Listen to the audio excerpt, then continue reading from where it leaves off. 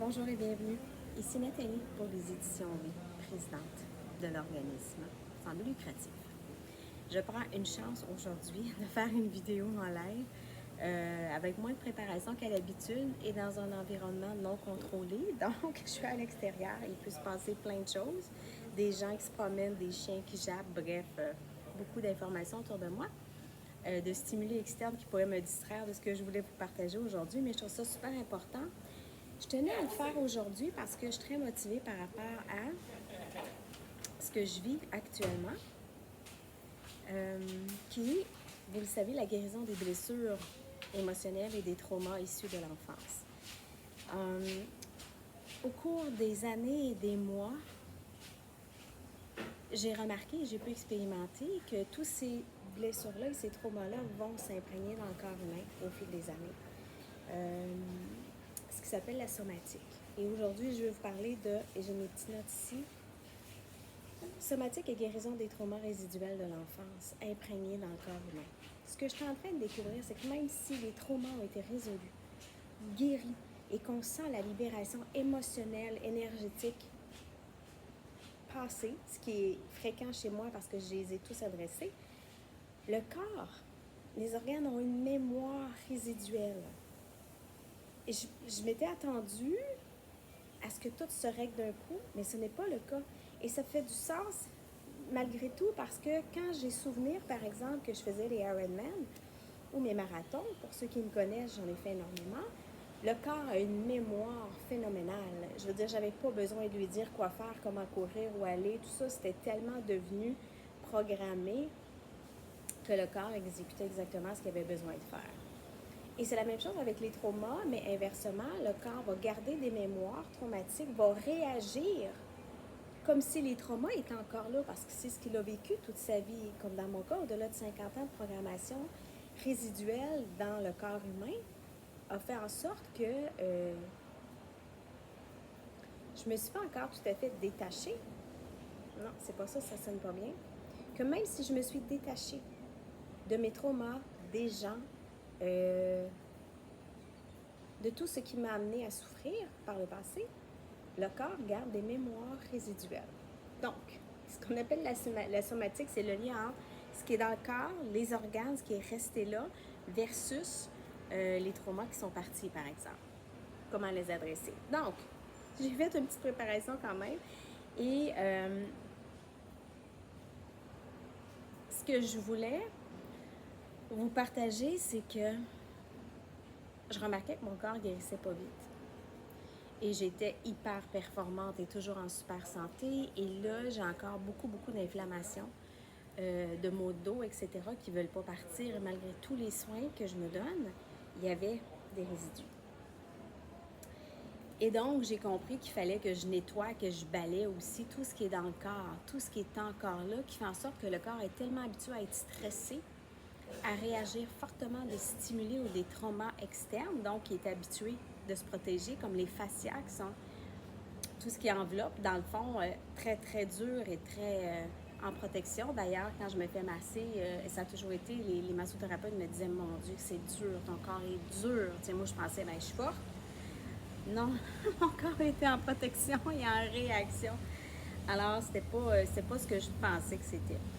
Bref, je voulais vous partager concrètement ce que moi j'ai mis en pratique dans ma vie de tous les jours depuis au-delà de 2 ans maintenant pour aider à libérer physiquement les résidus de trauma dans mon corps.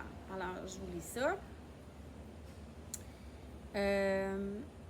Donc, d'abord, ça a été une prise de conscience. Il a fallu que je fasse une prise de conscience très directe en comment mon corps réagissait, comment l'information était véhiculée dans les organes de mon corps, les émotions. J'étais capable d'identifier où était coincée une émotion, par exemple, à quelque part précis. Mon corps qui me dit « Ah, j'ai mal là, qu'est-ce que c'est une tension? » Et là, je fais juste mettre mon attention là où est la douleur. Vous voyez, j'aime ça. Et là, j'accède à l'information. Donc, il a fallu que je fasse une prise de conscience très spécifique par rapport à mon corps. Donc, c'est 100% l'écoute de son corps, mais vraiment 100%. Et le corps est aligné. Le corps, il ne ment jamais. Il sait exactement. ce que je faisais par la suite, c'est quand je n'étais pas capable de trouver le pourquoi, ou que j'arrivais pas tout de suite à libérer, je savais que c'était plus profond. C'est quelque chose qui était vraiment un résidu, puis ça se faisait pas en claquant des doigts. Donc, de calmer mon nerf vague, c'est quelque chose de primordial. Et c'est étonnamment pas facile, mais c'est étonnamment accessible. C'est pas ça que je veux dire. Vous savez pas. C'est étonnamment... OK, j'entends difficile à prouver les liens. Probablement que la somatique, etc., n'est pas pris en compte probablement dans la médecine pas traditionnelle, mais dans la médecine moderne, que tout est lié. Et moi, ce que je fais, c'est un paquet d'expérimentations par rapport à ça. Entre autres, je vais écouter de la musique spécifique disponible sur YouTube, sur les médias sociaux, etc. Il y a énormément d'informations par rapport à ça. Et je vous dirais, aller vers le holistique, même si ça a l'air superflu, les informations sont disponibles. C'est pas tout valide, mais il y a eu tellement d'expérimentations par rapport à ça, et ça vaut le coup d'expérimenter, parce que la médication, même si c'est parfois requis pour désengorger, etc., comme là, j'ai pris des anti-inflammatoires parce que j'arrivais pas par moi-même, j'arrivais pas à accéder à des résidus de trauma émotionnel, donc ça restait dans mon corps à des endroits spécifiques. Il a fallu que je me déplace d'endroits. C'est une des méthodes que j'applique, en tout cas qui est bonne pour moi. Quand on reste, donc une première chose, quand on reste dans le même environnement physique, les mêmes lieux physiques, c'est la même énergie de surface de la Terre qui est là. Hein, il y a un paquet de vortex et de lieux énergétiques sur Terre, partout. Ça peut être au coin de la rue chez vous, ça peut être dans le parc, bref, il faut faire des déplacements physiques pour être capable d'accéder à d'autres énergies. Rencontrer des gens dans la somatique aussi, le fait de rencontrer des gens et d'être dans une certaine proximité physique, donc à l'intérieur d'un mètre, on va capter des informations, des énergies, et parfois ces gens-là ont des choses pour nous qu'on ne sait pas, mais qui vont quand même aller dans notre inconscient et qu'on avait besoin à ce moment-là de la rencontre.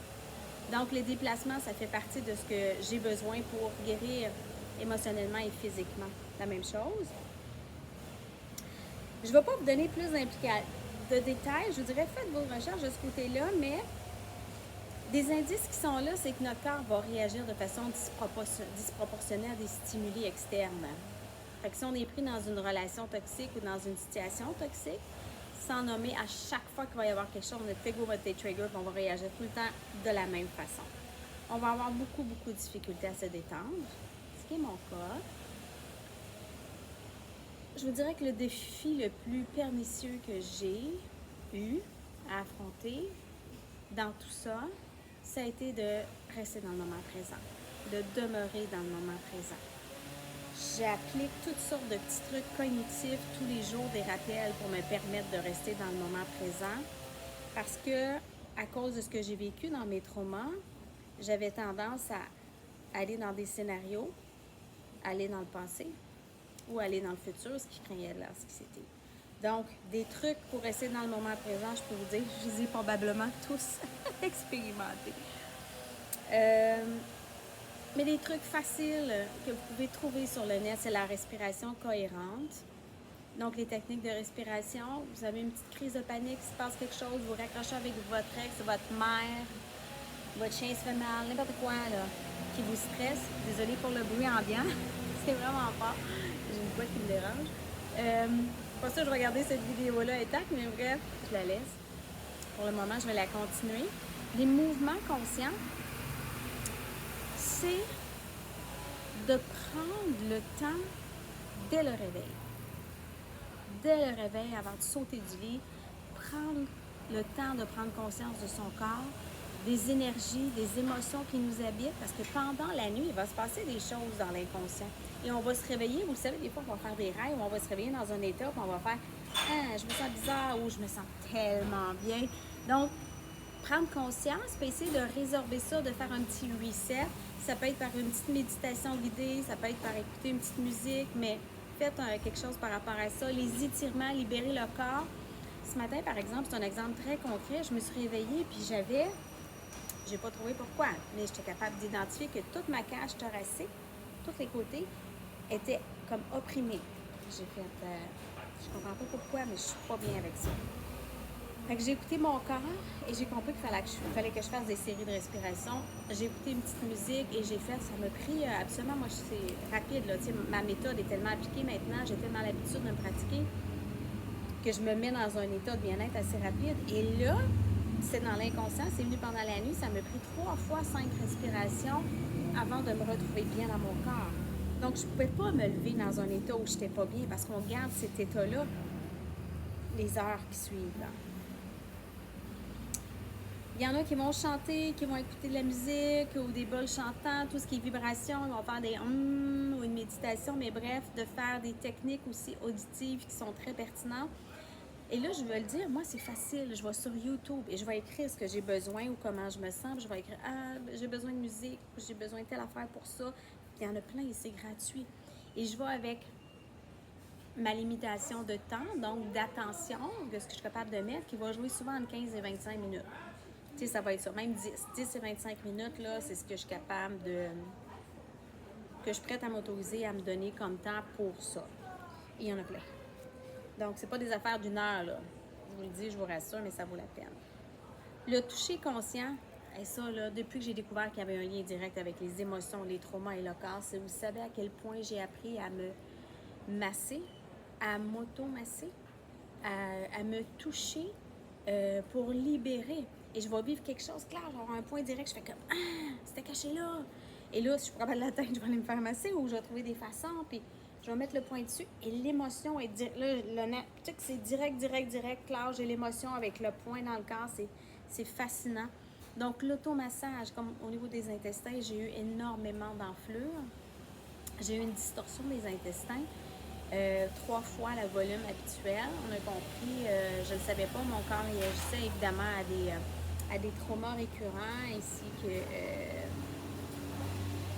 ça s'est en allé dans les intestins et j'avais rien, donc j'allais consulter, les médecins avaient peur à ce qu'il y ait quelque chose, il n'y avait pas d'état, ça avait juste pris des distorsions inhabituelles et j'ai appris à m'auto-masser donc le ventre, les intestins au moins 2 fois par jour et à chaque fois que je le fais, tellement d'émotions, il y a tellement d'affaires qui se libèrent et c'est bénéfique. Ça fait partie de ma petite routine du soir. Je vais regarder une vidéo, n'importe quoi, c'est sûr que je vais m'automasser le ventre, les intestins. Connexion à la Terre, on en parle tellement de plus en plus. C'est une des raisons aussi pourquoi je me promène beaucoup et de me connecter. Donc, le plus possible, c'est de marcher nu-pied, toucher à un arbre, être dans le gazon, sur la plage, n'importe quoi qui vous permet de vous connecter à la nature. L'autre fois, j'étais à l'aéroport, je n'avais pas accès à rien, je savais que je devais me connecter. Il y avait un arbre à l'aéroport dans un pot. J'étais allée toucher à l'arbre, le tronc, là, je l'ai senti. Évidemment, je suis devenue hyper sensible à tout ce qui est connexion énergétique. Les gens ne sont pas comme ça nécessairement.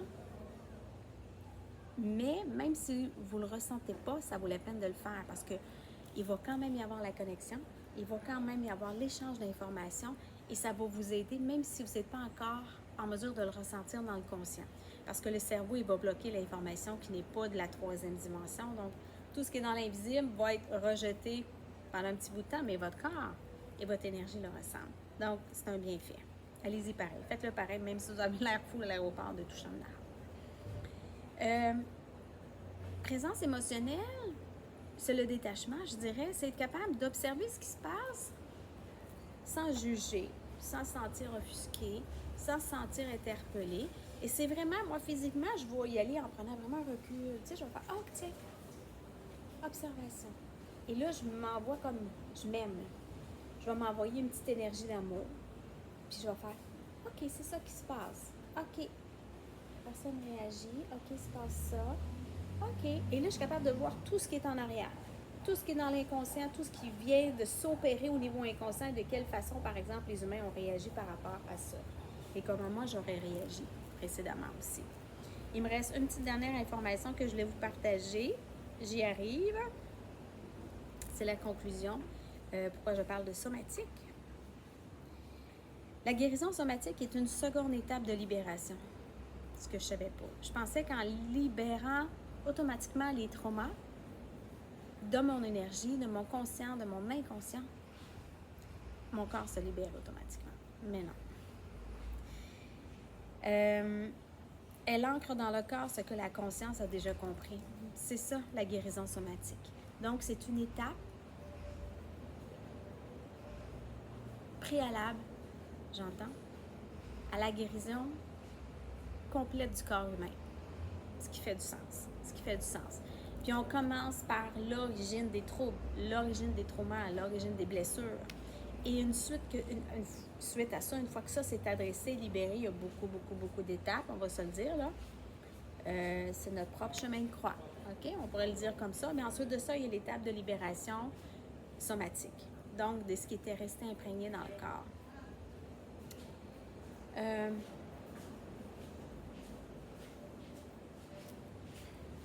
Je vous dirais que chaque sensation que vous ressentez dans votre corps, tellement subtile, moi je prêtais attention seulement qu'aux messages qui étaient très forts. J'avais pas donné de valeur aux messages subtils qui étaient envoyés par mon corps que je ressentais. Et je me rends compte qu'en fait, tout est dans la subtilité. Quand c'est rendu que ça cogne fort, c'est parce que ça fait longtemps que ça murmure. Donc, c'est d'apprendre à écouter les murmures. Inviter à la patience, à la régularité, donc une certaine discipline, puis à la tendresse envers soi-même. D'avoir de la compassion envers soi. Parce qu'une étape de guérison d'une blessure ou d'un trauma d'enfance, c'est quand même un processus complet, psychique, énorme. La plupart des gens vont le faire sur plusieurs années avec des thérapies et tout ça. Étant qui je suis, moi je suis allée de façon autodidacte. Intense. Évidemment, on peut-tu passer à autre chose? Pour me rendre compte qu'à chaque fois, l'univers me fait attends, il y a encore quelque chose. C'est comme un trauma ou une blessure peut avoir 20 étapes. Là. donc, c'est ça. Mais j'ai tellement de gratitude par rapport à ce que je suis, à ce que je m'offre, à ce que je m'autorise à être, à me foutre des jugements, à être conciliante avec moi-même. C'est drôle que je dise ça. Conciliante avec moi-même.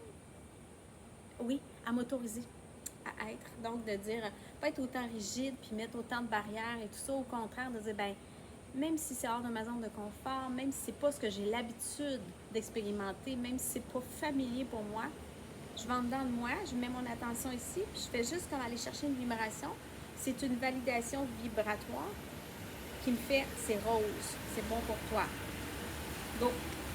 Sans savoir où je m'en vais, sans savoir ce que ça va donner, c'est là que je vais.